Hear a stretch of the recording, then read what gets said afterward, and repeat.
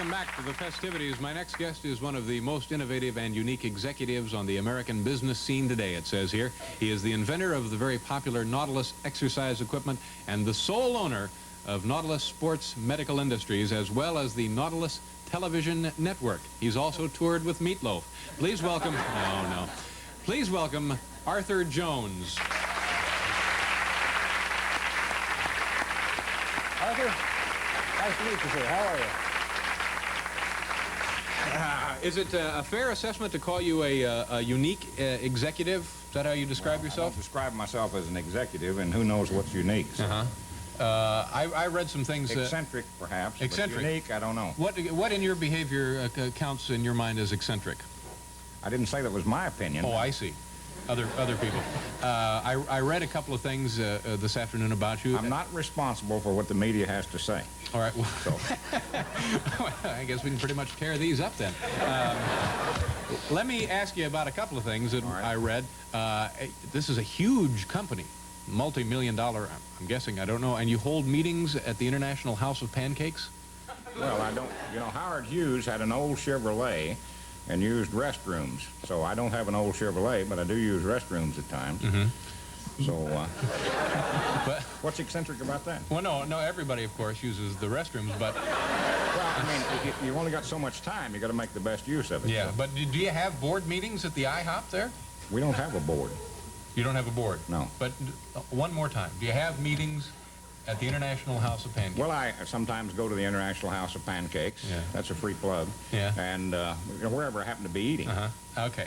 Now that, but again, it's just your way of conserving time. Now, what about, do you carry a gun? They have what they call the Sullivan Law in the state of New York. That's an embarrassing question. Why don't we pass over that? Did I embarrass you about carrying a gun? I was once quoted, and accurately, as saying that a gun is like a tourniquet.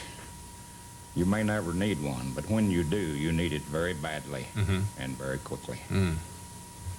Okay. Now, your business is booming, and I read this afternoon where you also don't like to you don't like to publish the sales figures or the profits and losses and so forth. Well, you don't hand clubs to people to beat you with. So yeah, but if you do, you get lumps on your head. But is it? I don't have enough hair for that. Is it? How much? Can you give us a hint as to how much the company is worth? I don't know. Yeah. Someone once said that if you knew what you were worth, you're not worth very much. Yeah. So this would be probably beyond our wildest imagination. Well, I didn't say that. All right, let's talk about the equipment itself. This is a phenomenon. But it's been around a long time for you, hasn't it? It started when, 1947? Well, I built the first Nautilus machine. I've trained with weights, with barbells, for over 40 years. And many years ago, like a lot of other people, I became aware that something was wrong with the barbell. I didn't know what. Oh, you didn't know what? I didn't know then. It took me 30 years to figure that out. Yeah. The problem with a barbell is it provides unidirectional, one-directional resistance, straight up and down as a result of gravity, which would be fine if you were an elephant and you had a reciprocal trunk. But you're a rotary animal. You don't move in straight lines. You rotate.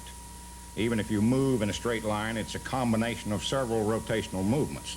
So the first thing was to design a rotational machine. Yeah. So rather than trying to fit a man to a tool, we fit the tool to the man. Yeah, and been very successful at it. But some people say that these machines... Now, you don't claim that this machine will do everything for everybody, do you? Well, it depends on what they want. It won't write letters and... but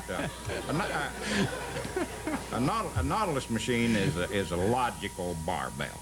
You're still lifting weights, but you're lifting weights through a complete range of motion rather than training only the mid-range of possible motion. Yeah. So they're more productive, they're faster, they're safer, they do what they're intended to do, and they do it very well. Right. Now, did you design all of these machines? Yes. I mean, you must have a really good knowledge of anatomy to figure out one machine for one muscle or two muscles or whatever. It took me 30 years, so yeah. How good my knowledge is now, but it, you know... Sure. Yeah.